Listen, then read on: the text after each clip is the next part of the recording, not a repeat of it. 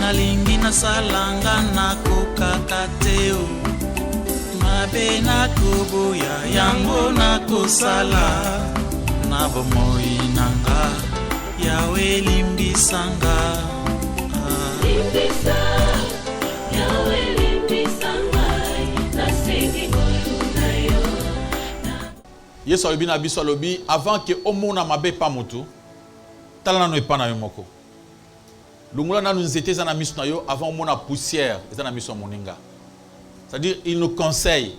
Azana posa to mona ba poussière ils en mission batu. Azana posa to lungula batu moi biloko na mission. Mais il faut commencer par nous-mêmes. Donc surtout bandi et pas na biso moko, to lungul o ezana kat na biso, to komona malam o ezana mission baninga mosusu. Alors, olingo za la mosai na Nzambe, o za quelqu'un o ya ko lungula ba poussière na mission batu. Vraiment, il faut commencer par se regarder. Alléluia, alléluia. Tout le monde qui même dans mokili, ba sage mokili, ou bien ba philosophe, ba psychologue, ba lobaki, il faut mayele et bandaka na komiyeba. Pour pas que oza muto mayele, banana komiyeba yomoko. Kulingate oyeba baninga malam sans que omiyeba nano yomoko. Amen, amen. C'est pourquoi avec cet ordre d'idée, tu as tout la caractéristique ya mabe aux anakat nabiso auto qui combattre tu as constaté quelques caractéristiques OK moko na moko azotala azako étudier peut-être ekoko zala malamu al combattre ngo amiyeba soki azo se retrouver pour à combattre eloko na katnae et les lots tous en mukanda Proverbe chapitre 6 versets 16 à 18 là on nous parle de cette chose qui est l'Éternel. Na biloko sambo, la première question on avait parlé de pour orgueil, c'est que la langue mantaise. La langue mantaise, avant d'avancer, notre bien-aimé va chercher le verset de Proverbe chapitre 6, versets 16 à 18, et au côté de ma pour respecter la parole de Dieu. Proverbe chapitre 6, versets 16 à 18, Batanyango, et toko tala koyokola ensemble comment comportement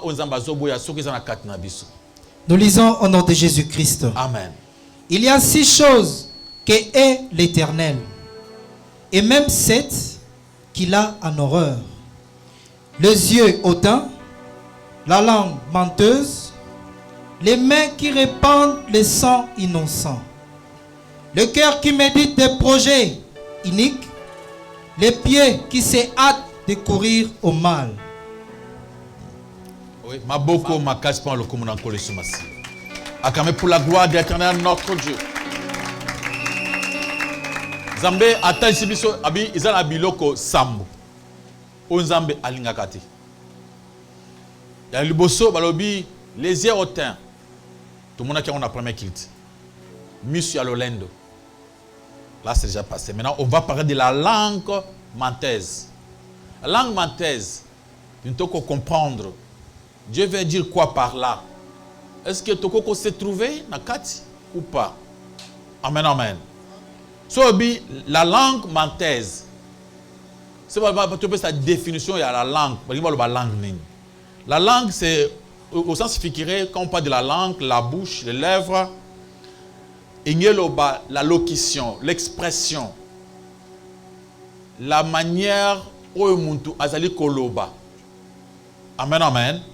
Le lenge muntu azoloba. So la langue mantaise, la langue wana ngoba lo lem oti. Amen, amen. La façon, l'expression. Ce qui veut dire la parole par où s'affirme la personne humaine. Notre façon de parler. Maloba, expression nayo.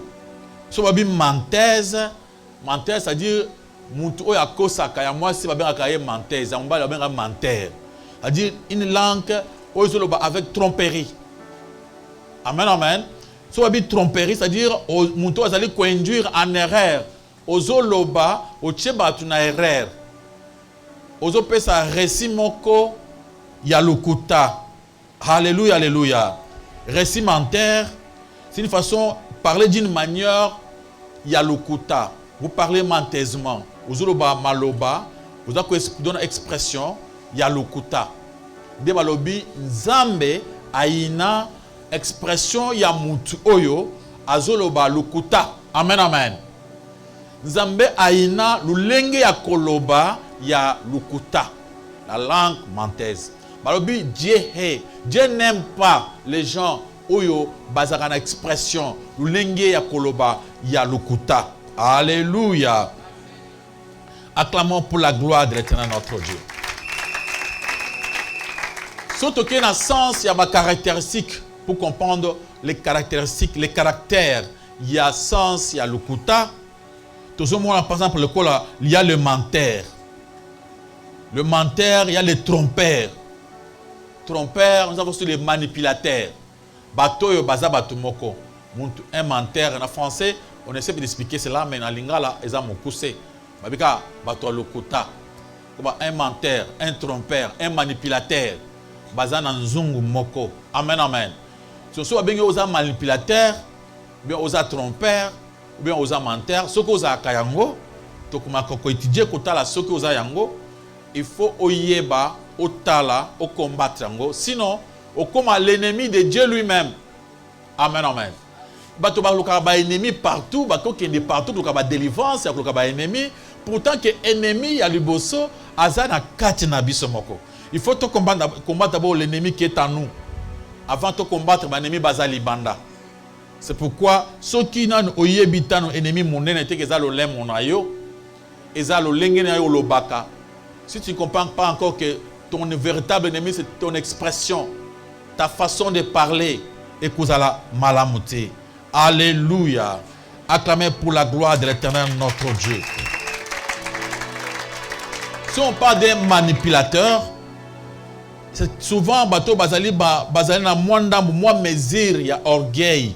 Bazana tendance ya kourabaisser baninga mosusu. Ce sont des manipulateurs. Les manipulateurs bazana sens moko, bazana mwa mesure, mwanda mwa orgueil. Parce que bazana tendance ya kourabaisser bato mosusu, ko kitsa bango. Baza employer régulièrement, baza employer souvent des informations.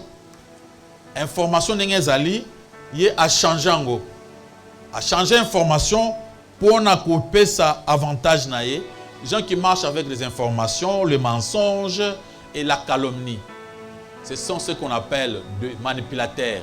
Ils marchent avec les informations, le mensonge et la calomnie. Ce sont les gens qui diffusent le rumeur. Vous avez rumeur moko ezobima. Mingi mingi ils sont manipulateurs. Abimisi-moi rumeur, c'est-à-dire information moko ezangi base. Bayibi côté utate. O balobaki, o balobaki ezobima. Lokola moi milinga. Amen, amen. Bazo refuser ba rumeur, bazo véhiculer ba rumeur, il y a calomnie, il y a kobebi sa réputation muntu. Bananzambe, alléluia. Maboko makasi pour le commandant Masia. Le manipulateur azobi sa rumeur, il y a calomnie, mais azotaï c'était qu'il y a mutuasa na kati ya likambo. Il se cache. Amismo rumeur. Donc attention quand ça koko c'est ça attend mutu ke kosa likambo. Il y a plusieurs façons. Il y a komema lukuta. Amen, amen. Chercher à manipuler les autres pour les avoir, pour pas comme ba proie na yo. Je peux essayer de donner quelques signes. Il y a des manipulateurs. Quand on parle des signes, souvent des symptômes. Un manipulateur est un très bon menteur. Soit bien aux manipulateurs, c'est-à-dire aux amontumoko oibi ko kosa malam. Donc kosa nenga buzo bate. Yo soro kosi to pour baye baisa lelote. Alléluia, alléluia. Oko kosa batu vraiment pour baye ba après mikolo. Baye ko se retrouver ki kosa ki bango. C'est-à-dire être un manipulateur, un très bon menteur. Azo apesa ka vraiment na maloba na ye, atai saravement maman na likambo te. Ceux qui est manipulateur à l'équipe liboso pour na ko prêcher. Ako lo kitoko mais pour le maman na likambo vraiment De mon prédicateur à prêcher du matin au soir. Mais pour le cas maman na likambo wa zote la mais vous comprendre peut-être. Alléluia. Amen, amen. Un manipulateur, c'est diviser pour mieux régner. Moussa Naye, diviser les gens. Surtout dans notre monde de pasteurs, dans le monde de prédicateurs, il y en a beaucoup de manipulateurs. Quand vous allez, vous l'écoutez, à dérouter. Mission Naye, comment diviser pour régner? Alors pour mieux diviser, il faut que vous ayez panayo, moi na muntu apeso matoi. Vous les séparez avec famille Nabango. Vous les séparez avec ses parents. On crée semer zizani. Semer mes confiance. Balongoli confiance. Donc ok pas un manipulateur, quand il te parle, il te prêche. Azul leur confiance, peut-être ce n'est pas la famille. Confiance, c'est pas mon bal, et pas moi, c'est pas balanayo pour à capturer yo, à séparer, diviser pour mieux régner. Alléluia, alléluia. C'est pourquoi ceux qui ont matin on comprend qu'il y a beaucoup de manipulateurs avec la Bible en train de nous prêcher l'évangile. Il y en a beaucoup avec sa grande Bible. Il parle beau, il est difficile. Ce n'est pas facile de discerner un manipulateur. Amen, amen. Parce qu'il va vous capturer. Azana pousayo komayaye. Au PC confiance. Azo confisquer votre liberté. Au koma proie. Amen, amen. Si vous venez chez un manipulateur, vous lui parlez de Jésus-Christ en croyant que vous êtes déjà sauvé, vous êtes déjà délivré, il y a kolinga bongote. Il faut approuver que tu n'as pas vraiment la liberté. Qu'il te reste encore quelque chose pour te confisquer votre liberté et à la culpabilité. Alléluia, alléluia. Même si vous dites que non, moi j'ai confessé, il te dira même, mais alors tes parents. Il peut chercher même le péché de tes parents pour te les coller. Balamoko, tant aux jours où un manipulateur, tu te sens culpabilisé. Sans liberté. Maintenant, pour mieux vivre, il faut dépendre de lui. Alléluia. Amen. C'est pourquoi aujourd'hui, tu vois beaucoup de gens, beaucoup de fidèles, ils peuvent prier pendant plusieurs années. Mais comme ils sont manipulés, comme Abaza Liboso pas manipulateur, ils comprennent que bien ils resteront toujours des esclaves de quelqu'un. Alléluia, alléluia. Des manipulateurs. C'est ce que l'apôtre Paul dit dans le livre de Actes chapitre 20. Balobi, il prêche les gens pour faire leurs propres disciples.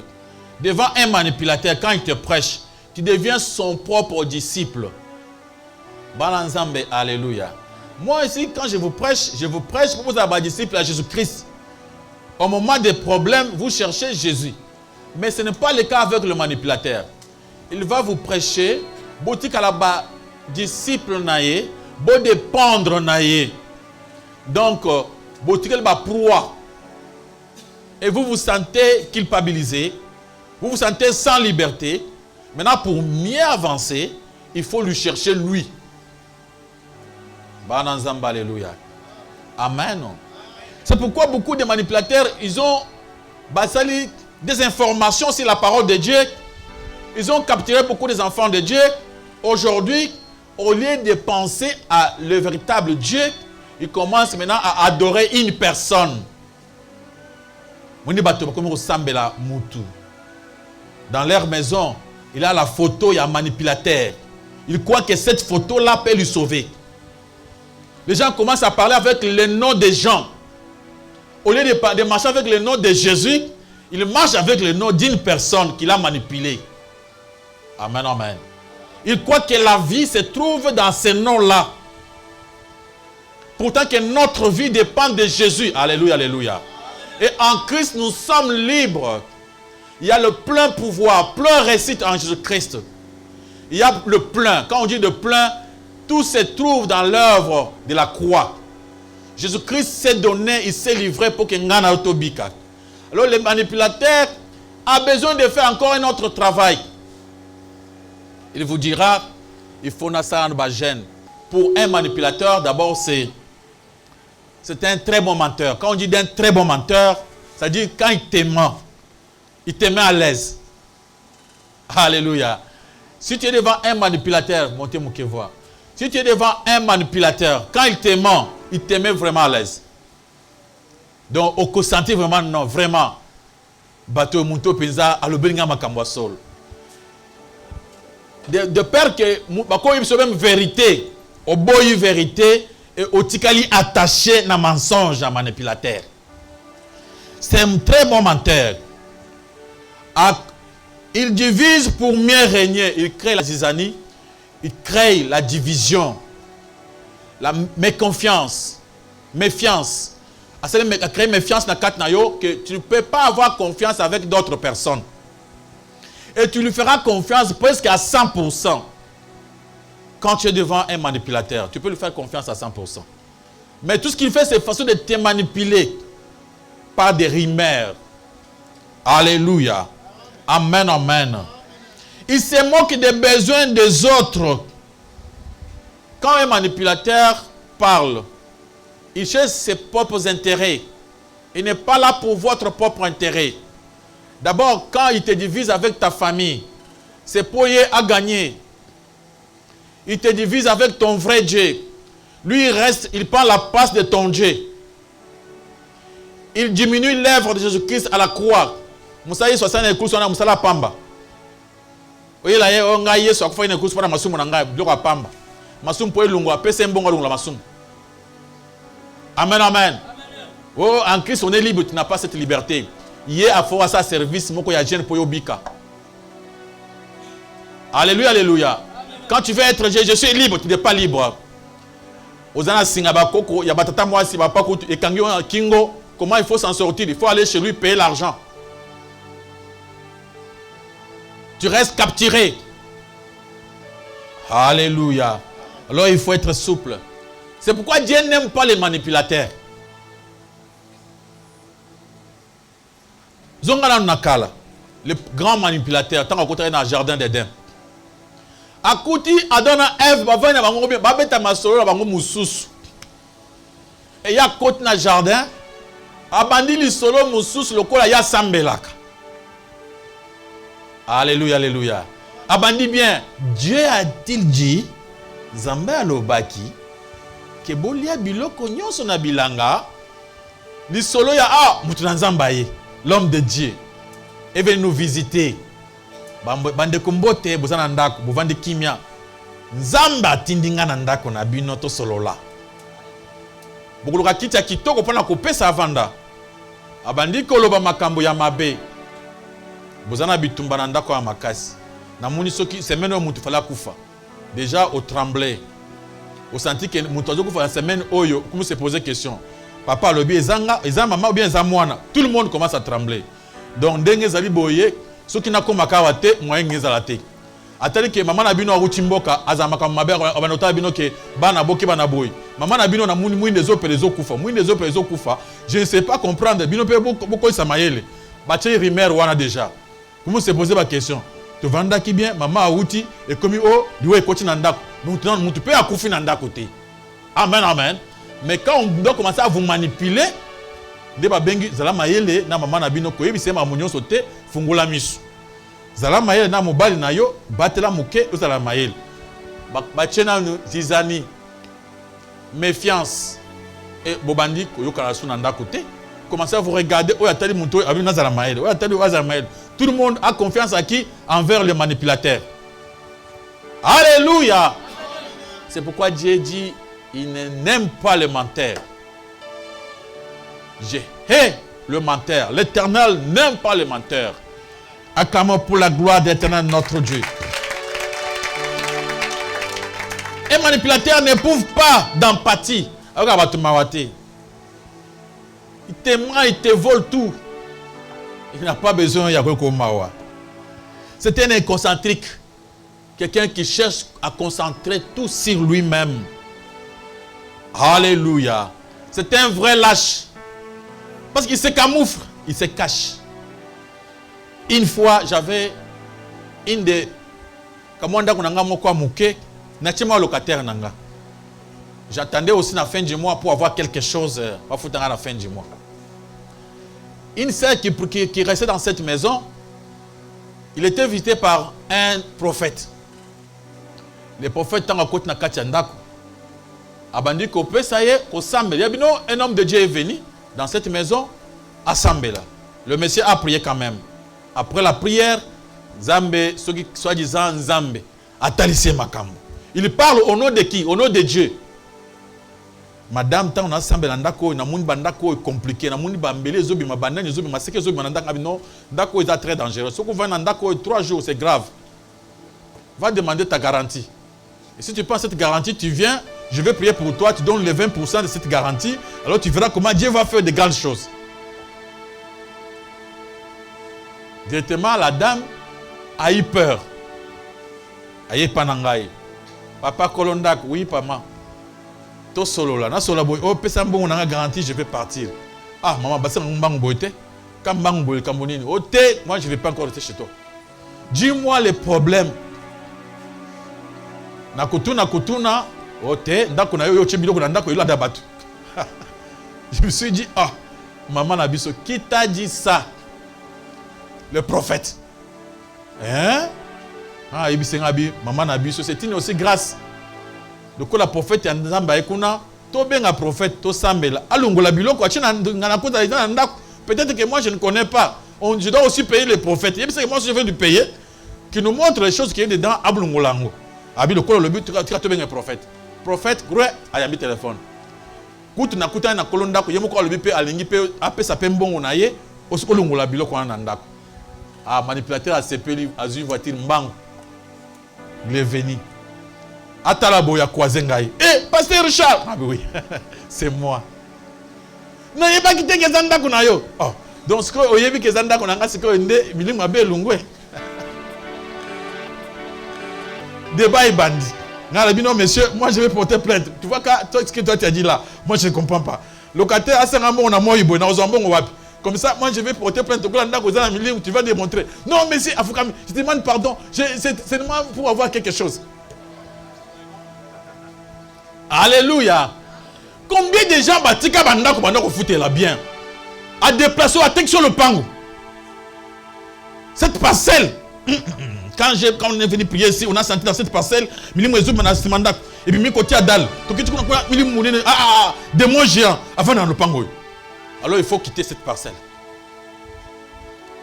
Au locataire parce qu'il se pose la question, t'as comment il fait? Abi munto azana mbongo te pour avoir l'argent, qu'est-ce qu'il faut faire? Il a seulement sa parcelle, il doit la vendre. À Tekango, il faut attaquer qui tant aux anamons en beaucoup. Avant sur mon sous, moi je gagne quelque chose. Voilà. Lui, il compte que sur son argent,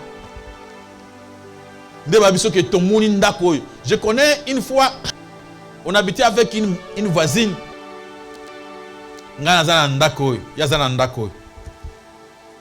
Tango abelaki, batindi maman prophétesse. Moi, professeur, à comprendre que biloko nyonso ça ndako, ils ont des démons, ils ont des démons. Ba kiti tout balungula, tout il faut vendre. Na tongo, les messieurs là tremblaient comme ça. Nous-mêmes on avait profité, on avait acheté quelque chose hein, tout ce mindambo na moins cher hein. Comme nous on croyait pas à ces mensonges. Biloko on ndako na monsieur et le kakate et boujate, et vendre ndako normal tout faut péter. Alors, quand tu vas vendre ces choses,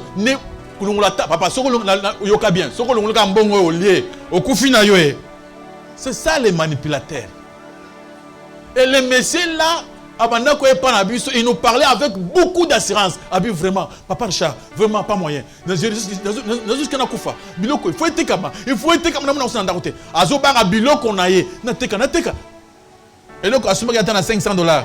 Attends, au PC 100, il prend.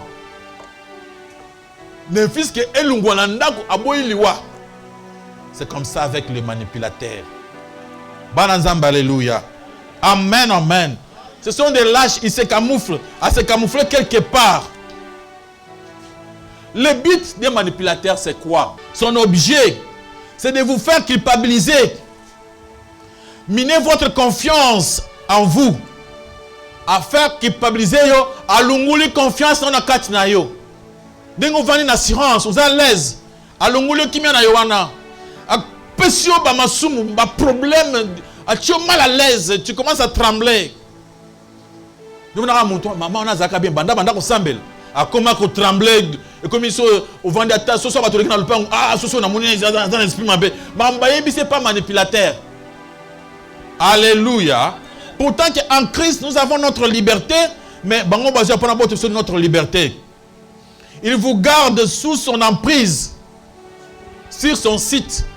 À Longolio, à ton emprise naé, il commence à te contrôler. Aujourd'hui, c'est très facile.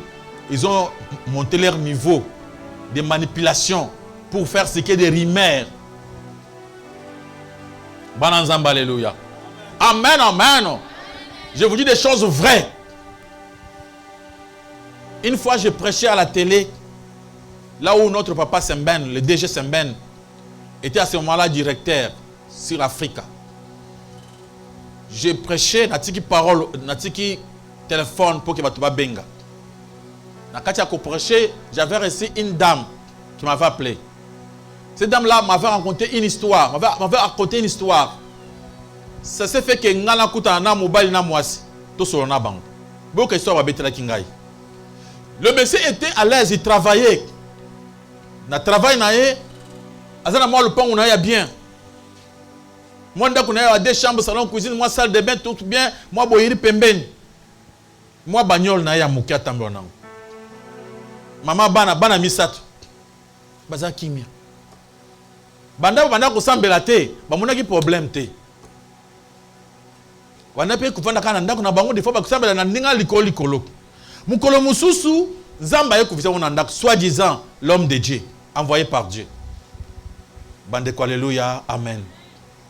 Ba yambiye ngai batini ngai pa na Nzambe. Naza prophète de Dieu. Abandi ko sambela bango ko yakusa bango ba prière na ndako bango pe bato motema bolingo. Uboya musa Nzambe, boya musa Nzambe na ndako te. Bande ko sa prière. Moi prière. Mbalamoko bakomi na fin du mois ayeko zo mois gym na ye. Moni quand même bino bokina église musute ngamo tu fana zo gym, bo fana 10% chaque fois ba musu bakina tina musa so papa ça quelque part. Les 30 au monde abatini ba serviteur ba yeko lando na musala po bazo mbongo na bangwa gym. Quand même c'est leur droit. Là on n'est pas là-bas.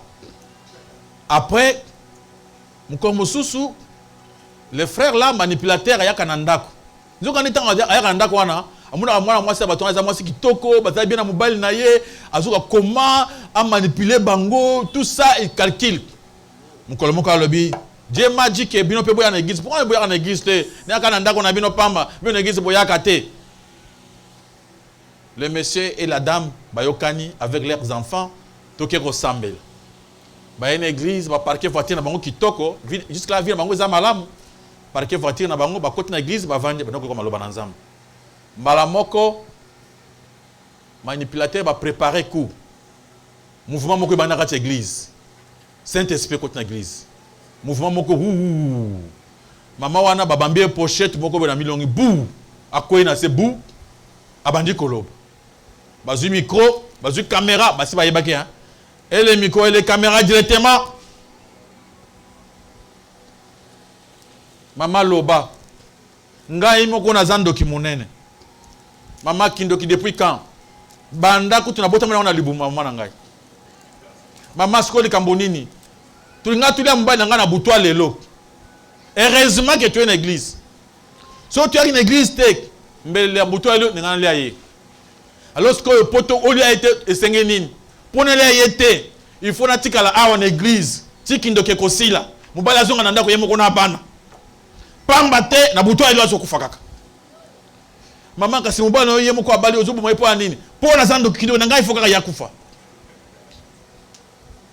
bakati tata basilis wana bato bazo bisanga makambo na fo face en face. Alléluia, alléluia. Basilisi mais Cécile babengi papa babengi maman bacheli bango film maman lobi nzokandi na zakandoki na yeba kate nazo comprendre comment lobi makambo Papa pasteur, comment tu veux qu'on semble les mbalamoko? Avec maman qui a subi sur le but, yo mutolobi za yo moko. Au saut à la paix, bah catch, hein?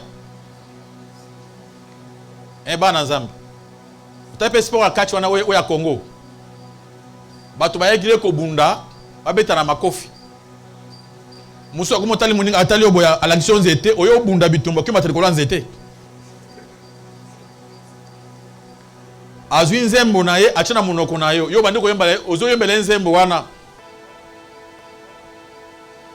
Il y a beaucoup de façons, de manières où les manipulateurs baza ko utiliser. Donc il y a des histoires na souk.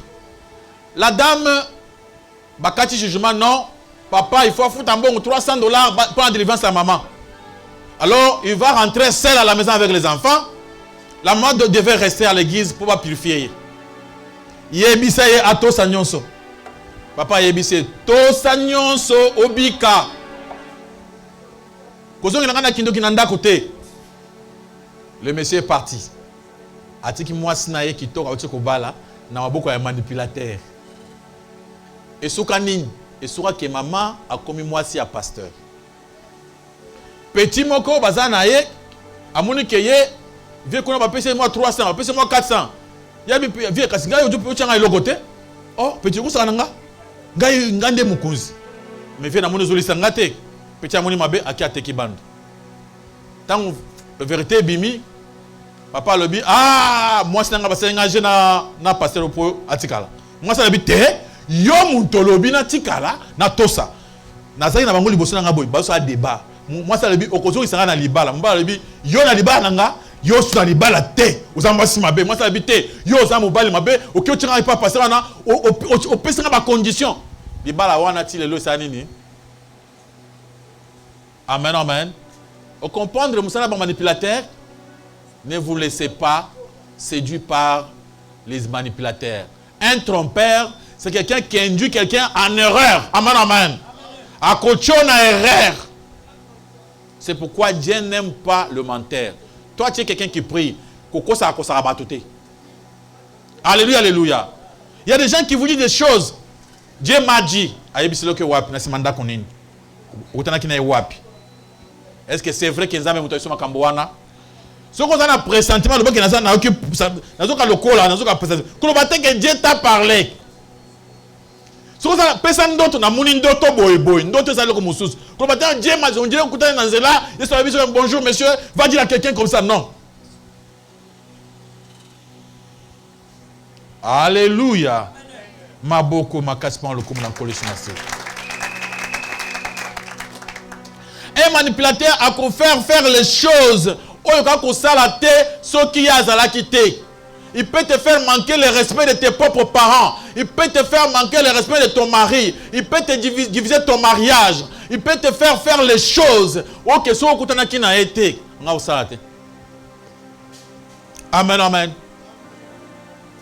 À produire un sentiment, il y a malaise, il y a non-liberté, il y a culpabilité dans la carte. Culpabiliser, yo. Comme dans la culpabilité. Alléluia. Son discours paraît logique, avec cohérence, alors que ses attitudes ne répondent pas à ce qu'il parle. Discours c'est comme si quelqu'un qui parle de Dieu, un homme de Dieu puissant, tout ça. Mais en réalité, c'est un démon. Langage moussous. C'est comme moi j'ai souvent dit que je n'ai jamais vu une personne. Parce qu'il peut vous parler d'autre chose, mais il n'est pas lui. Alléluia. Vous vous confiez à une personne qui n'est pas lui. Il ne tient pas compte des droits et des besoins des autres. Il compte que sur ses besoins, ses propres intérêts. Alléluia. Il profite de votre ignorance pour vous faire croire sa supériorité. Si vous êtes un véritable ignorant, il profite de votre ignorance pour vous faire croire sa supériorité. Surtout, beaucoup de gens ne lisent pas la Bible. Les gens trouvent le temps d'aller à l'université, d'apprendre beaucoup d'autres choses. Ils lisent beaucoup de livres. Fréquenter l'université, tu verras beaucoup des hommes, des professeurs de l'université qui ont appris beaucoup de choses, qui ont créé même, ils ont fait des livres. Ils ont lu plusieurs bibliothèques. Ceux qui professeurs qu'on a bibliothèque à Tanganyonso. Mais ceux qui ont été dans Makambo Yanzambe, il y a 3 versets. Alléluia. Et vous le trouvez, il quitte l'université après avoir enseigné. Il quitte l'université, il vient bâtir les étés, à Foucault, il bosse en étés. C'est ce qui compte, c'est ça le problème chez nous. Quand on est ignorant, Satan va se moquer de nous. Amen, amen. Atini biso ba manipulateur na ba manipuler biso. Il y a des gens atangi bilo comme sous belé, mais la Bible a bien des versets. Mukola kuzo makambo. Akuma lukanzambe, abite lukanzambe wapi? Akena kamwanda kwa mando na fukami. Oh nzamba zaliao. Alléluia, alléluia. Il faut se cultiver, avoir le temps de lire aussi la Bible, de comprendre les choses de Dieu. Il sème la zizanie, il crée la situation, il divise pour mieux régner. Des fois, il se place en victime pour qu'on le plaigne. Amisa lokola yenda ça un problème. On tout ça à cause de manipuler yo. Comme ça lokola aza victime à problème. C'est comme s'il était malade. Bananzamba alléluia. Alingi ya ça sur le camp. Vous avez moi simoko aza manipulatrice, alingi manipuler yo. Une menteuse. Amoni ki olingo ko notala ba mala bino azobela. Na maman wana ya sali, "Ah quoi il bon mukasi, ya bando bela makasi." Là tu n'auras pas le temps d'aller voir ta propre maman. Et ça passe. Ma famille obi mutumabe. Zorande yepe abela ki na été. Il faut tout éviter qu'on manipule battu. Amen, amen. Alléluia. Acclamons pour la gloire de notre Dieu. Qui est manipulateur? C'est celui qui change des opinions, de ses comportements, des sentiments selon la personne ou la situation. Awa azamutu musus, akekoto azamutu musus, a changé kaba opinion nae, a changé kaba situation nayo. Mon frère, il faut à yo. Alléluia, alléluia. Au comme quelque part batuni yo zana ngaza boy boy. Il y a d'autres personnes. Abumbarati école na bango. Alléluia, alléluia. Abumba même école na bango en cas de problème. Si vous avez un cas de Congo, à comme Congo. Vous n'avez pas Bayanzi, Azamo Yanzi. Pas Baluba comme Muluba. Pas Basola comme Moussawil. Yo aux Aranani. Aux à côté. Ah, Peruana, Ande Konabiso. Te? Mais comment ça Ande Konabino, yo aux Amungala? Bite? Bite? Mais Ngai Moussawil, to bete qui Sawil abi. Oh! Manipulateur. Alléluia. Amen, amen. Maboko makasi par le commandant Christ Massia. Massia. Alléluia. Acclamons pour la gloire de l'Éternel notre Dieu.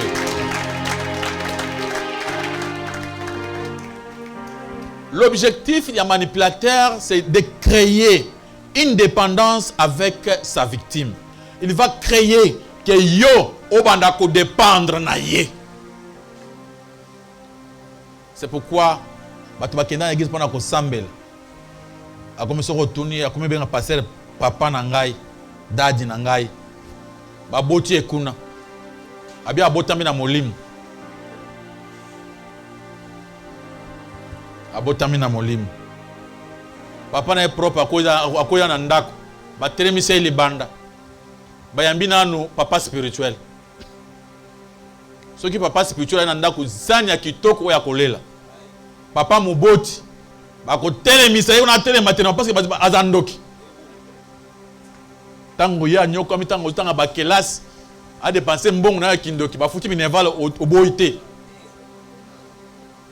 Azimbongo na kindoki wana batangisi yo tangi fallait osanza mbongo nyosa na ozongisa.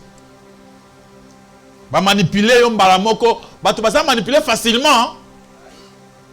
Aujourd'hui na kin 80% ya ba église baso manipuler bato. Banjimi na bango ba boaka ba oya propre ya bango moko.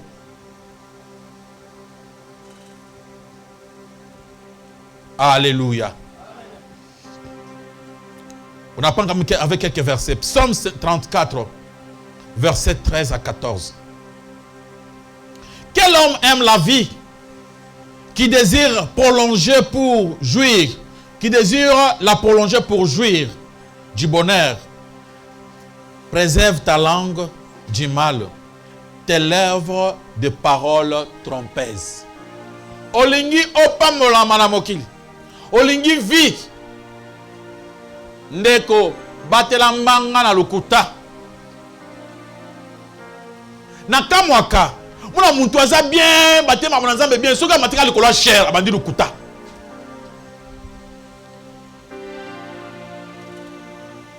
Muntu aza ki atana pasi nzamba asungi ya bongisi. Mukola matina cher akoi muntu lukuta.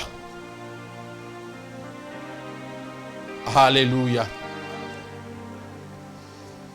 Psaume 141, verset 3. David azo senga na nzambe. Ako kisaye pour la lukuteza na munoko na ete. Tu peux aussi prier ainsi. L'Éternel met une garde à ma bouche. Veillez sur la porte de mes lèvres. Tu peux demander aussi à Dieu, Seigneur, banda kouvena munoko nanga, elo babiloba lobate, mamwa lukutate, calomnie. Inventaire, azami bato tonge, qui parle toujours les mal des autres. Alléluia. Proverbe chapitre 4, verset 24. Écarte ta bouche de la fausseté. Éloigne tes lèvres des détours. Longola monoko na yo na maloba ya lokuta. Expression na yo est la vraie. Vous avez quelqu'un à faire confiance. Quand il dit quelque chose, il dit comme quelque chose. C'est pas moi qui me dis mensonge. J'appelle le biomoko changer en soi.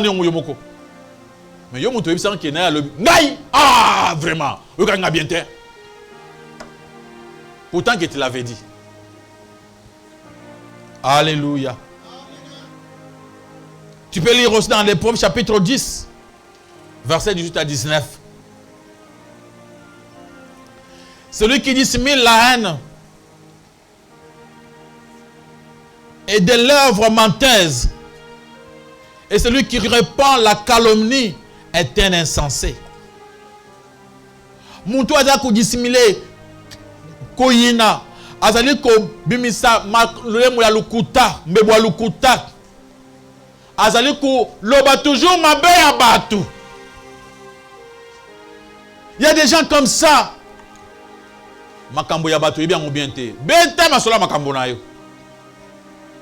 Oluga ka oloba mabe ya batu batu ala bako batu mabe pa batu mususu nzoka nde yo pe osala mabe osana hu. Il y a des gens comme ça. Dieu n'aime pas ces gens-là. C'est-à-dire, si tu viens chercher quelque chose auprès de Dieu, aux la catégorie oyo, prie que Dieu te fasse grâce. Aux la manipulateur-té, aux la trompeur-té, aux la menteur-té. Et la Bible nous conseille aussi, celui qui parle beaucoup ne manque pas de péché. Mais celui qui retient ses lèvres est un homme prudent. Pour éviter que Oko Samingite, il ne faut pas parler beaucoup. Si vous cherchez toujours à dire des choses qui ne sont pas vraies, maintenant il faut se demander, dans le barab, m'écoutez. Alléluia, alléluia. Il y a des gens comme ça, il a toujours quelque chose à dire.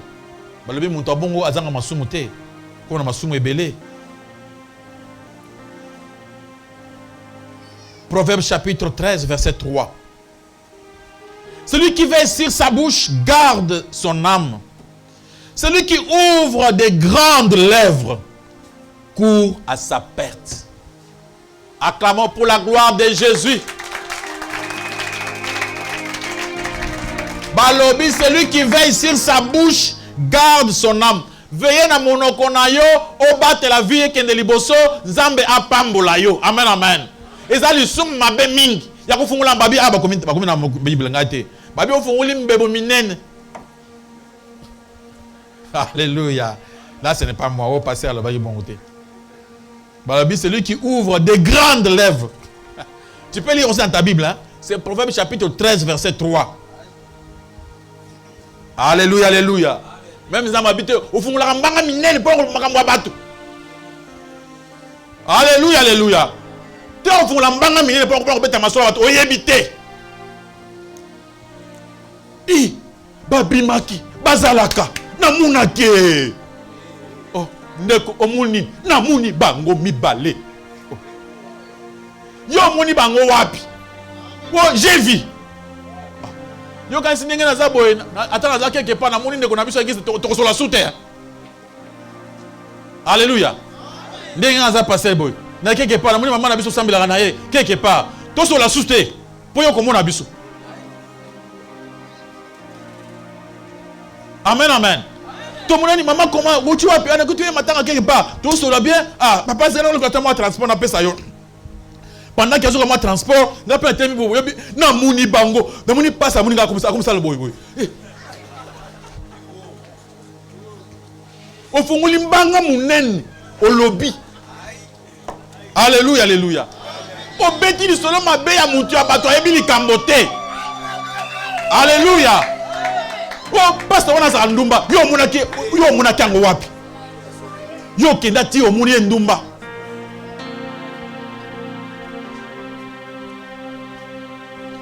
muko msu tuvana ba masa ngoto quelque part parce que moko aleki na voiture na ye abi omuni pasteur atatala mo sakata mutuka mais c'est normal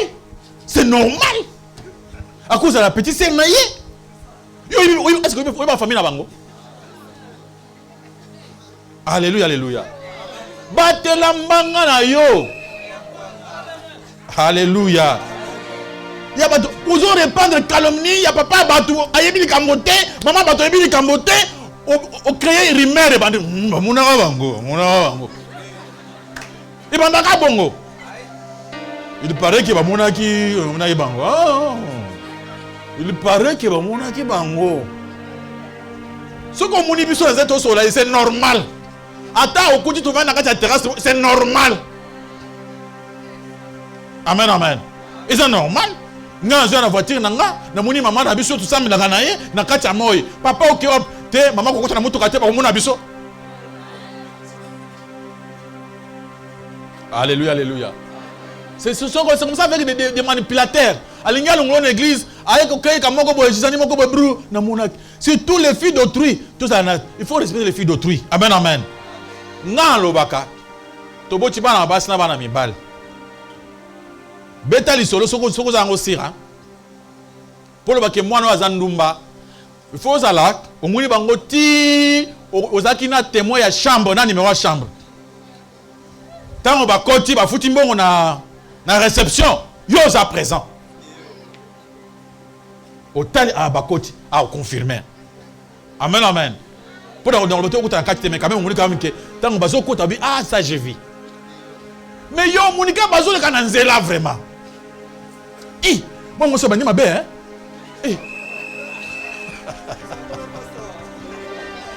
Alléluia. Mais moi mon balo mais attends akas. Kuna mbasa mbale bazaka na école wana. Alléluia, alléluia. Dans ma classe, il y a des filles et des garçons. Bah, qu'on peut après sortir, bah, qu'on soit secret, ils peuvent marcher ensemble. Là, jusqu'à là, il n'y a rien, ce n'est pas un problème grave. Même si on a proposé, est-ce qu'à ça, Bali, si on a proposé, c'est normal.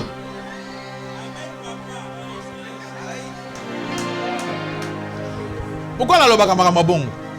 Des fois, nous avons Nazara Bane Belé. Banangami Bali Bazaye Belé, Banabasi Bazaye Belé. Avec mes enfants biologiques.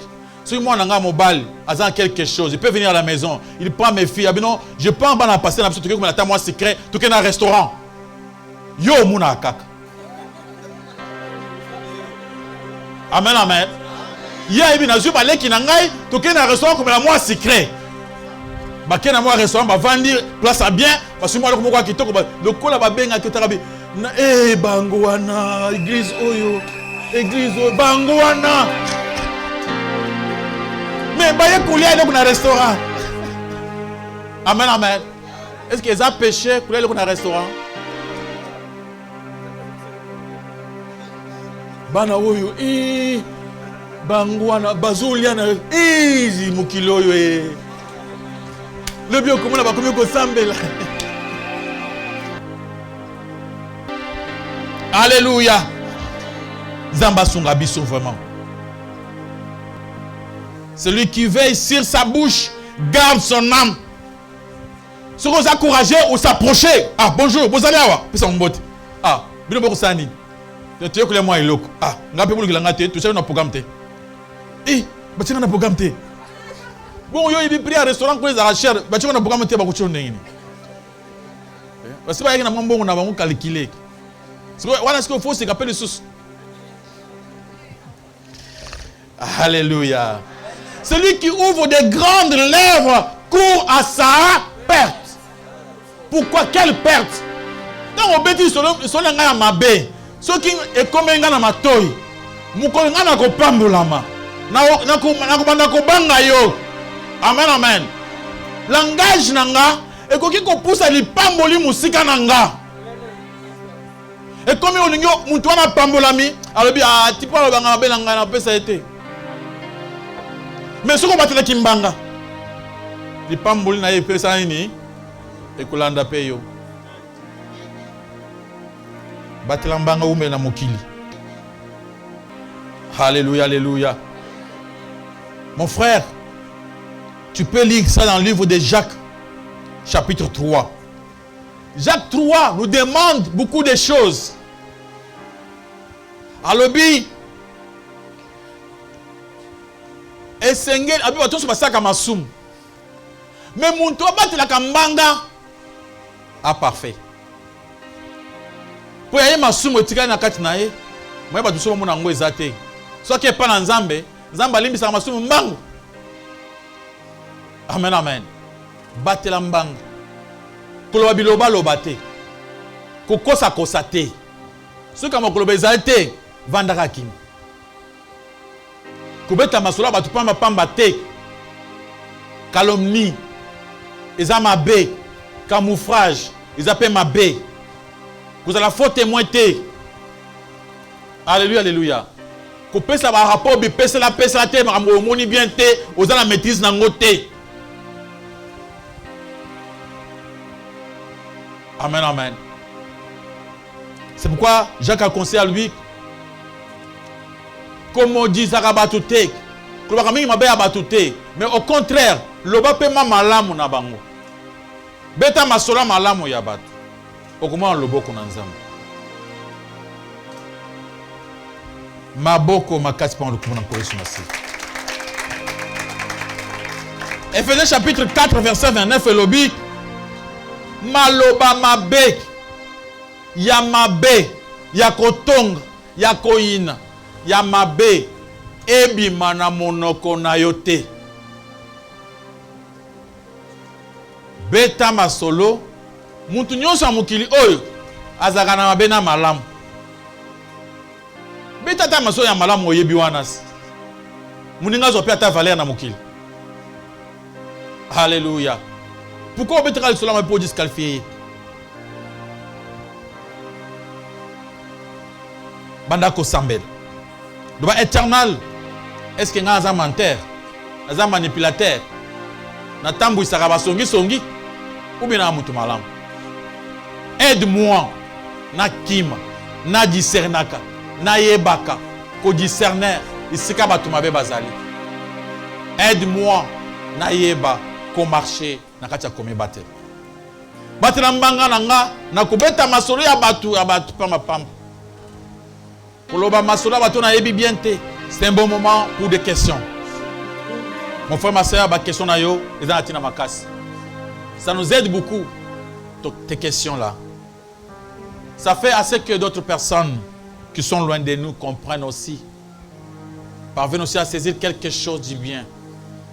Ou le pasteur a sauté qui peut se faire koloba. Mutuna na yo ezongisi yango bien. Bon mon atte que bossa embêtant vous poser la question. La question est que vous évitez. Vous participez à la prédication. Oui, bien que ça soit biblique, mais c'est un adage, il dit toute vérité n'est pas bonne à Dieu.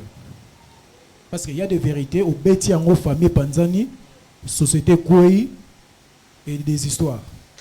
Mais non. Et ça, la formule, il y a un manipulateur ou quoi. Voilà un peu question.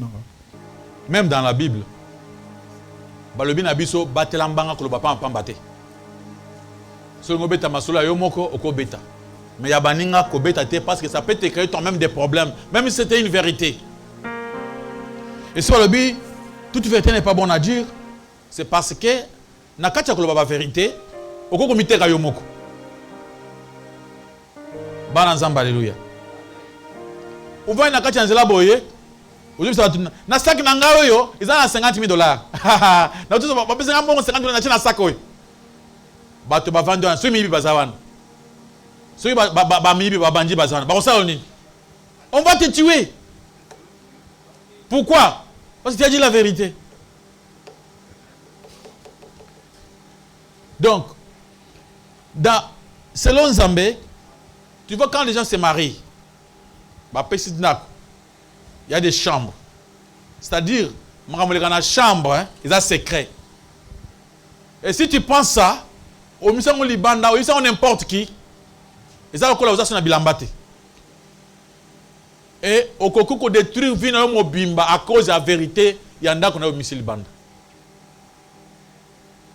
Par exemple, un exemple que ma maman wa botingai, azana vina ya mabe. Papa na ngai azana vina ya mabe. Na kobeta masolo nkwani. Eba na nzambe. Na yo papa na ngai azana kinduma, je vais commencer à te dire ça. C'est un enfant impoli. Na rose pe malédiction. Masolo papa na maman bana bakota. Yo ke autant mon nzela beta masolo papa. Toute vérité n'est pas bonne à dire. Et même si on pose la question, je ne comprends pas de quoi tu parles. Je ne vais pas te le dire. Na kena moni des fois ya moninga mususu. Nga la moniango. Na kongo lo bango na cadre ya kobongisa ye. Mais si on a beta masolo pamba. Pour na konnuire. Bien qu'il y a ça qui mbeba. Est-ce qu'il y a ça bien? Non. Yo njibi ke yo vende pa na bino wana. Omoni pasta zo ya mbango bala ndepo batu popo bete masasi. À l'équipe porte à sima na bino. Aki umba quelque part. Ba ba tuni yo aza wapi loko yo sambela koloba nini?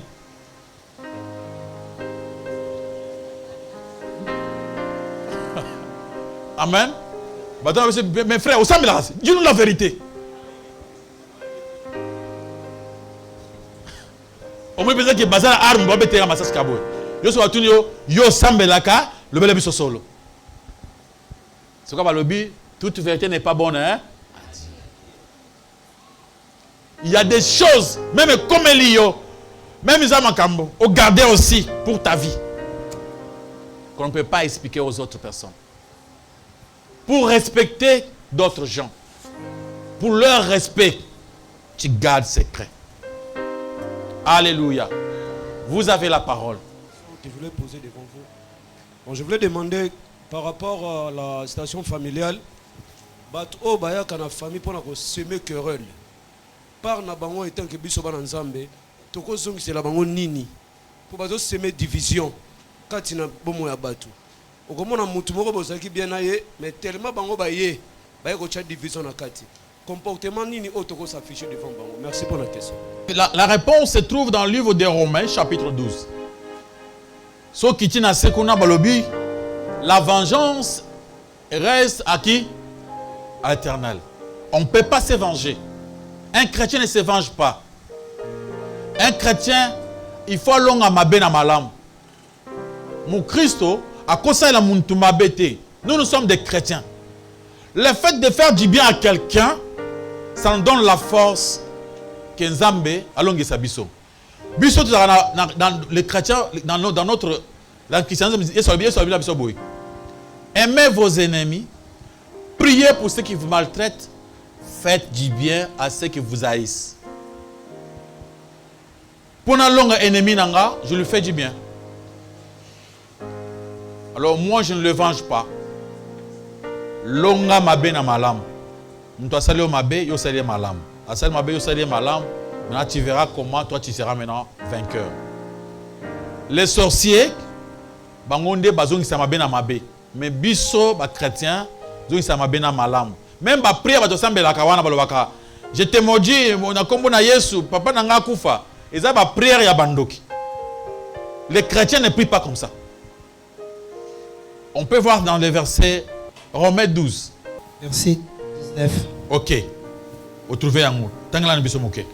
Ne vous vengez point vous-même, bien-aimés, mais laissez agir la colère, car il est écrit, à moi la vengeance, à moi la rétribution, dit le Seigneur. Amen. Mais si ton ennemi a faim, donne-lui à manger. S'il a soif, donne-lui à boire. Car en agissant ainsi, ce sont des charbons ardents que tu amasseras sur sa tête. Dernier verset. 21. Ne te laisse pas vaincre par le mal, mais surmonte le mal par le bien. Alléluia. Ne te laisse pas vaincre par le mal. Surmonte le mal par le bien. Ce monto asali mabe, quand toi tu le fais du bien, tu le fais du bien, tu le fais du bien, monto na recommande konayo, ou ya sala ennemi, il pourrait changer. Alléluia. Les chrétiens, ils ont la mission de faire tout pour que même si quelqu'un était ennemi, il peut changer d'avis, il devient ami, il devient frère. Alléluia. Merci pasteur pour la parole. Amen. Mes questions se porteront en dehors de la parole d'aujourd'hui. Ma première question est celle-ci. Est-ce que faire l'erreur d'un choix pour la vie, c'est un péché? Par exemple, dans le contexte du mariage, choisir un mauvais époux ou une mauvaise épouse.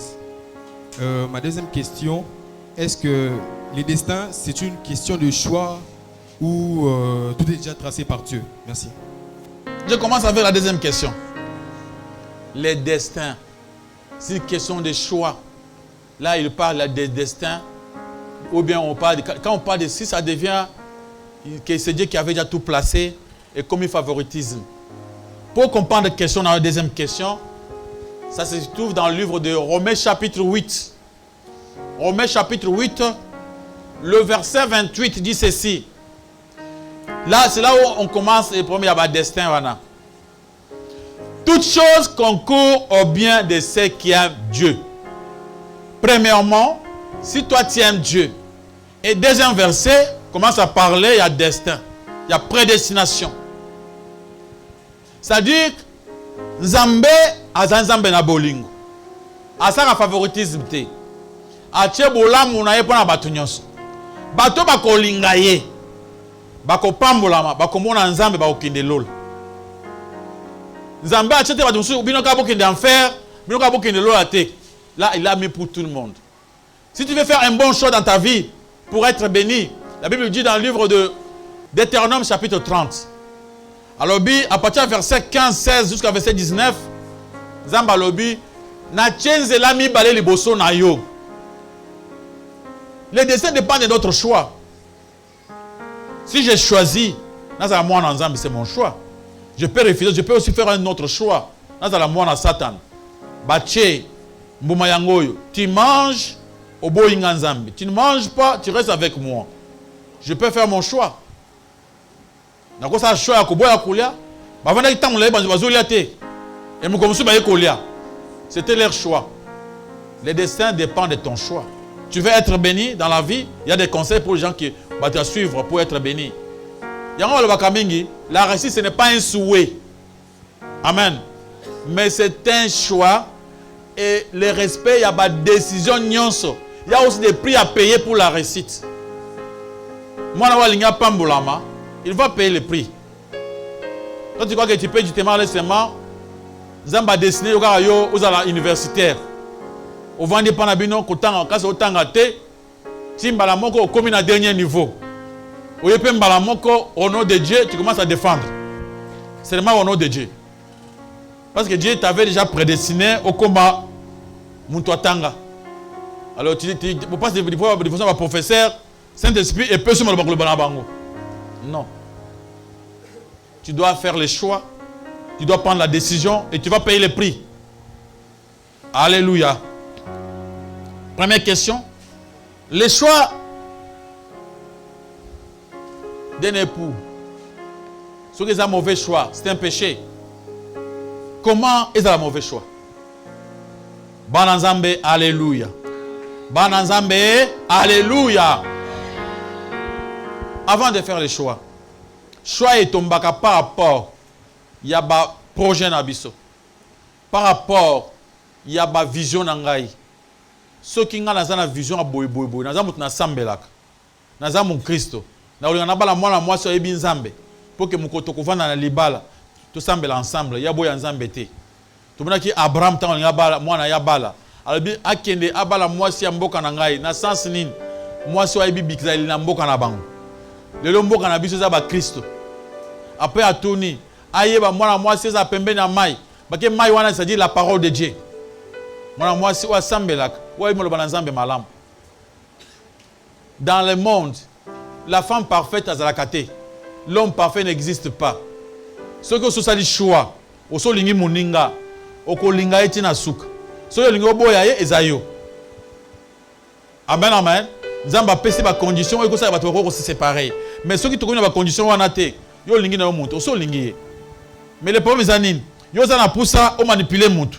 Tant au lingi ye akoma lokola nyonso yo lingi ya sala nde bongo ya bongo bazana mokilité mon appel alobi non wana osala te mais soki olingi mutu yo okolinga osouffrir mpo na ye alors soki olingi osouffrir mpo na ye moi si yo kobala okopona nzambe moto akelaki ye mpo eni olobaki eza péché, ce n'est pas un péché. Choix ekozala péché te mais il y a une façon de combattre l'ango. Il y a encore une question?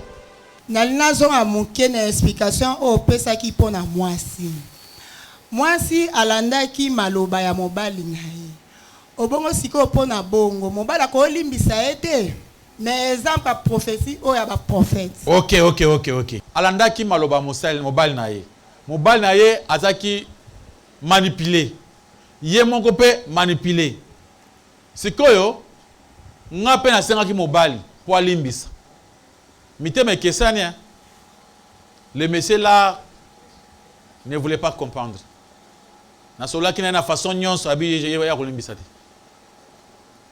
Amen. Mais pourtant il fallait limbisa pour ye muntu bakosi bango ensemble et ceux qui maman linga ça mabe linga ça na façon wana te baki batike pas passer à kuna pendant que ceux qui 2 mois ça la wana nyonso wana c'est que le monsieur était trompé et la femme aussi était aussi trompée. Alors c'était déjà un grand danger. C'est ce qui était arrivé. Il y a des hommes qui comprennent et d'autres personnes qui ne peuvent pas comprendre des choses pareilles dans leur vie. Encore une question? Parole. Amen. Parce que je posé une question. Ce qui est au hasard, assister à participer à la matière lelo na ndenge opesi biso ba caractère ya ba manipulateur nyonso tout sikoyo à découvrir un manipulateur parce que regarde nini akoikoza nango epa ya mutu wana ou à découvrir que non abande ko manipuler. Et puis deuxième question vous allez vraiment personnel pour na ko citer ba tumsusu te pasteur ebongo biso ba o to vanda la banda kuna biso tuwe kusambela mais to tongaka ensemble na ba parents na biso ba sœur église bande kuna biso ya molimo pasteur et to kozana ba résultat nini face vis-à-vis Nzambe. Merci beaucoup. Quand on prêche, on dit la vérité, on dit qu'il faut monter. Les manipulateurs profitent des ignorants, des gens qui ne savent pas. Parce que Moutou Ayebi, non, ça c'est un mensonge. Tant qu'on dit que non, on a mon esprit de mort, non, mon frère. Tu vas bien, il y a un esprit de mort. C'est quoi le binin? Oh, pour payer $200. Il y a ça pour ça dans bon. On pas kende, tout ça pour ça on peut se rater. Kende, tika kende. Au moins tu es aux libres parce que yo yebi. Mais quand on devient un d'accord Moutou ignorant, donc quand on connaît quelque chose, c'est facile il y a qu'on détester un manipulateur. Mais les gens qui ne lisent même pas la Bible, qui n'ont jamais été à l'église, à mon manipulateur ailleurs, à quoi? Mais ici, on demande aux manipulateurs de ne plus le faire. Mais un homme intelligent, c'est pourquoi je dis à Jean Alobi, bien aimé, n'ajoutez pas foi à tout esprit. Il faut éprouver pour savoir s'ils sont des dieux. Car plusieurs faux enseignants sont mis dans le monde. Deuxième question posée. Obi, nous les gens qui prient, ce qu'on a vendu comme ça, tu peux être masolo, des fois tu tombes à serviteur, mon frère, masolo soit tu peux être en andar, on se bat tangi mutizaka, izara kotonga été. Alléluia, alléluia. Mais quand on part en mal, on rentre à la maison, dans le but, notre bien-aimé avait bien modéré. Le lot, faire habiller à modérer Kitoko. Mais on place un gars craché. C'est vrai, un gars craché, oui. Mais Dieu a fait qu'il a bien modéré. Où est le mal que nous avons fait? C'était un modérateur. Les bien-aimés a chanté. Ajemba Kitoko. Au mieux que le temps, il y a un refrain. Frère Georges, j'ai qui sentait ma belle place. Frère Georges, j'ai qui sentait ma belle, vraiment. Tu veux dire solo? Vous savez, non, ils ont fait Georges T. Ils ont qui m'ont dit, mon temps à Tchaki, à Mata, à Mata qui m'a bé, il y a qui s'est bon bien té. Pour ça, bon, ouais. So, yo zembo yebité. Vous avez ça, vous avez ça. Ou bien, frère, vous mettez la bien té. Frère, habité. Yo ndé yo zembo té. Tant que tu reçois un andako, tu remets à l'isolo. Alléluia. Tu remets ton sera trouvé dans vraiment bête qui solo. Voilà ton tongi mutute, ton solo là. T'as la calomnie to boy. Oh, frère wana azamu yibi. To kutaki azo yibi. Oui, biloko ndengwana. Ozo bebi ça valait à mutu. Donc yo baté que tu remets sur ma solo te ndenge na teboy. Si on a aucun endroit, on passé. On a passé par l'équipe. On a passé par l'équipe. On a papa et l'équipe n'a pas boumi moutouté passer à un problème té. Mais aucun bien à moutouté à Kayaka. Oui, passer Richard, n'a coûté n'a coin. Basta la boye. On est ma bébé à Zobo Yangoana. Et il y a tout le temps.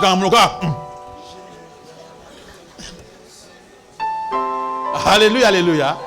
Il y a des choses à dire. On te remet à ma soeur sans gravité.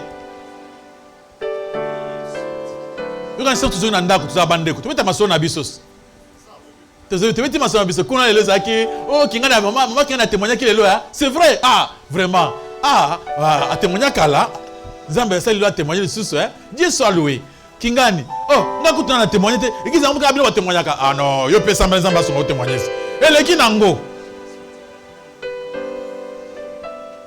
mais ko beta li solo pour la ko détruire mutu ndeza mabe. Ne crois pas que tu peux mettre ma sortie à biso entre nous. Musique est bêta mais tu peux mettre ma sortie bande le bêta mais kitoko. Le bêta ba maman ba futaki na koyemba. Ba le kaliboso boy. Ba tiemba boy mabe. Mais le ba yembi kitoko Mais comme super ba yemba mabe. Eza gospel des fois pe achitara. Amekize mbo esimbite. Alléluia alléluia. Tu peux mettre ma solo na biso. Tu es à l'aise. Amen amen. Mais aujourd'hui tu as l'intention nini ya mabe pour détruire le mutu ndeto boy. Il y a encore une question avant qu'on continue. Merci pasteur Richard pour la parole. Amen. Matin en tout cas eza makas. Amen. Question na zotu neza boy. Et le koni nezo ko sala batu mususu bazondi matin ke bazoko sabango. Pe eloko nini pe soki otali peut-être mutu oyo ozoko tia confiance pas na ye bien mutu oyo azako péché o trouver que mutu wana za manipulateur mutu asengeli asala nini. Merci. Qu'est-ce qui fait que les gens n'acceptent pas que baza manipulé? C'est parce qu'ils sont ignorants. Parce qu'ils ne savent pas. Quelqu'un qui ne sait pas, il ne peut pas comprendre qu'il est baza manipulé. Alléluia, alléluia. Donc, pour comprendre que vous avez manipulé, il faut d'abord comprendre. Jésus-Christ, avant le balobi, vous adorez ce que vous ne connaissez pas. Mais nous adorons ce que nous connaissons. D'abord, Nzambe Azanani. Basambe la Gayenenge Ni. La fois passée, on avait parlé de l'intimidation spirituelle. Intimidation spirituelle, on avait trouvé que Les gens qui nous prêchent le légalisme, qui nous prêchent le légalisme, le mysticisme, l'ascétisme, qui veut dire quoi? Légalisme, qui nous prêche la loi de Moïse, basée sur la loi. Le mysticisme, mystique, dans la église, biloko elobanga, tata mwasinga, bakulutu, ya, tout ça. La Bible nous a dit dans Colossiens chapitre 2 que ezanatinate. Les gens qui nous prêchent l'ascétisme, konyoko lanzoto, tout ça il y a 4 jours. Bino il y a combien? Tout ça 40 jours il y a jeûne. Tout ça combien? Tout ça 25 jours à sec. Balobi biloko nyonso wana ça sert à rien. Nous avons posé la question est-ce que jeûne est un malam ou bien un malam? Alléluia. En même temps, il y a une place dans Colossiens chapitre 2, dans verset 20 vers la fin de Dominique. Biloko wana ezaka pona konyoko la nzoto na aspect ya batu, na miso ya batu et puis ça propre.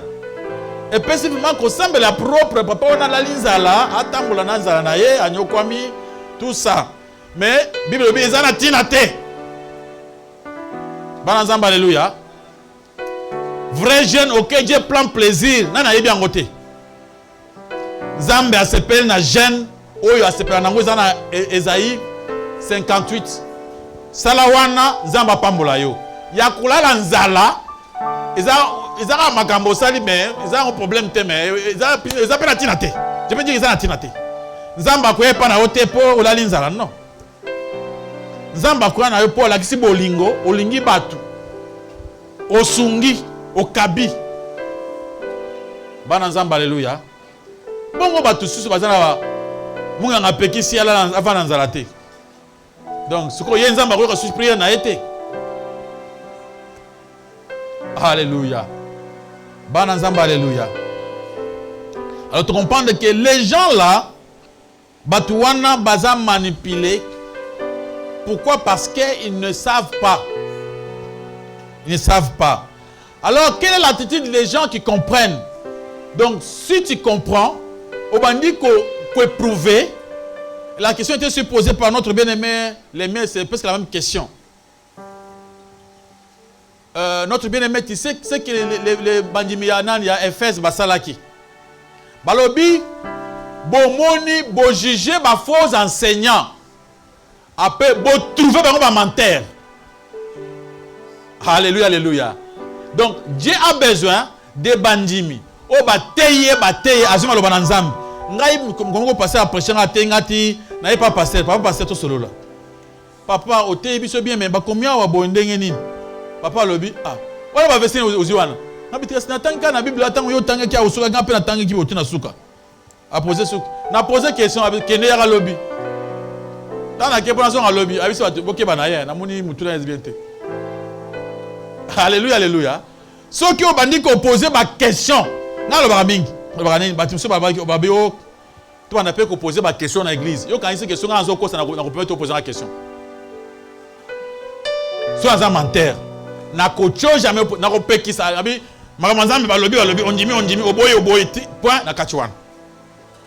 le coup, on a dit qu'on a prêché vérité. Vous en avez pas ce qu'on a signaté. Pose-moi la question. Pour que tant que vous posez la question, on a côté sur la Bible. Au monde. Va passer mon père du courage wana. Abena bandimina bango poser ma question ne va poser passer chaque question. Ba bambe ali boso à répondre. Ba tuni ami balé, il y aura réponse à elle. Yo zo poser la question à bozo même ça tout.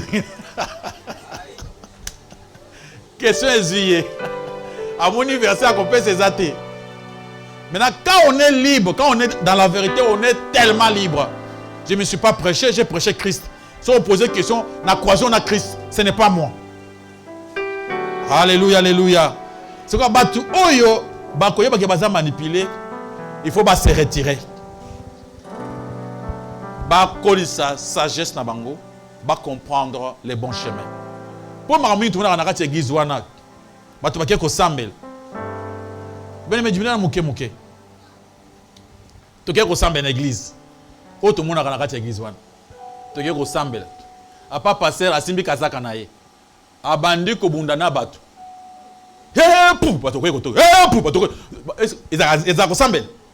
manipulation. Manipulation, intimidation.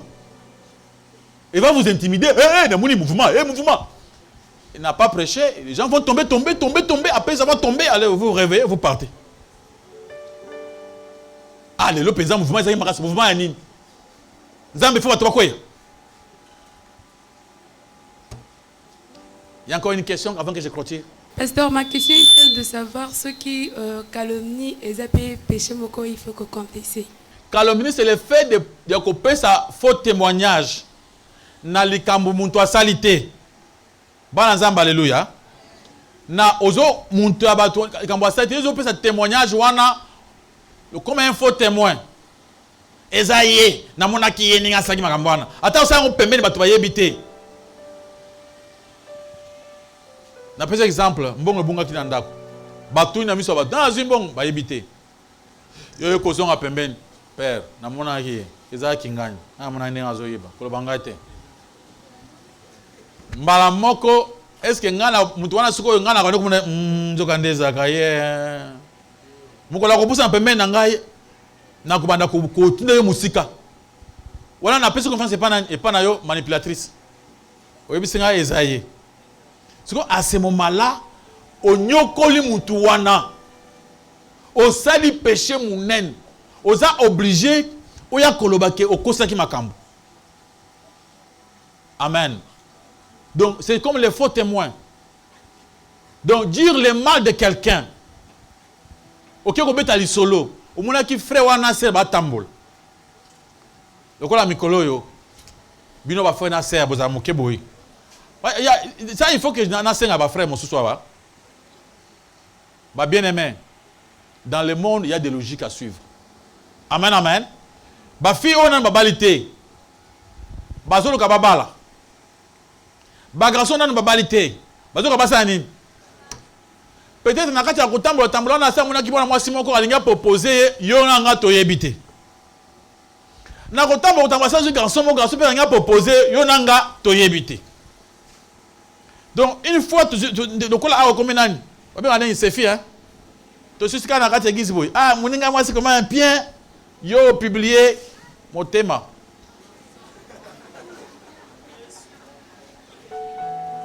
Tango ekei bazalaka bazali les garçons qui se préparaient pour ça nini aya kobala découragé bazalaka mwana bazalaka le bata ça nini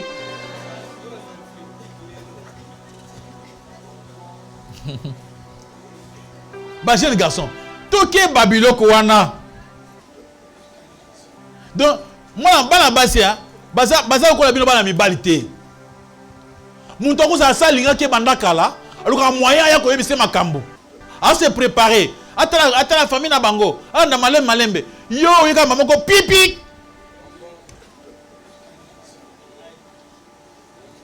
Ndeko koma komi motema. Motema ça dit boza motema moko. Évitez de publier des photos avec des filles d'autrui sans leur quoi? Autorisation. Amen, amen. Ce n'est pas gentil. Encore, oh, il y a comme ma belle. Quand on dit France, États-Unis, Canada, frère, on a Canada, on se préparer à son agent qui n'est pas là. Oui, Namouni. Madame n'a pas attaqué au toyo. Au bébé, c'est mon chance naïe. Entre nous, tous se respecter. Ce n'est pas ça? Oui. So, tout quand on a ma photo, vous avez la photo, il y a mon ninga, mais publier dans nani, non, il faut son autorisation. Mais une photo d'ensemble, tous les habits sont ébélés boyés, il n'y aura pas de problème. Moi-même, j'avais eu un problème. Dans quel côté classe à Kimukolo, on a na côté on a côté à Kimukolo. Toké ko préparer ba TP, ba film ko asaje wana tu vois quand tu sur TP boyé. Il y a que Simananga kraka. Il y avait des étudiants, il y a les chemins bazaki na campus kuna. ata tra atindi okona ba moko bamoni papa c'est notre papa, c'est notre papa. Téléphone leli papa to moni yo bomoni nga wapi bana papa to se paye to moni yo fiona msona à boya église. Il est venu à l'église. Papa, je t'ai vu. Tu m'as vu comment, ma fille? Oh, je t'ai vu. Oui, Nazo qui n'a effacé pour nous comprendre. Oui, papa, mais je t'ai vu, je t'ai vu. Tu m'as vu comment? Nazo, comment? Qui avait payé ma photo? Oh, papa. Eh, bah, comment Kima Kima? L'autre l'a dit, moi, je ne dois plus, je ne sais pas passer rechaté. Comment quand une photo? Bah, faire une photo, Batindi. Voilà. Dans une victime, hein?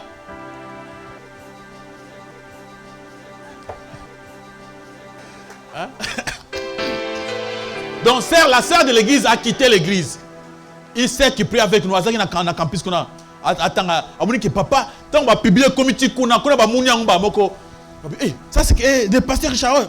Na photo. Moi je ne savais même pas. Tous à la tout protéger baninga pas ça nini, va protéger bis. Avant de clôturer, s'il y a une question, oh papa peut citer. Na clôturer. 1 heure devant l'Éternel, c'est plus que 1000 ans ailleurs.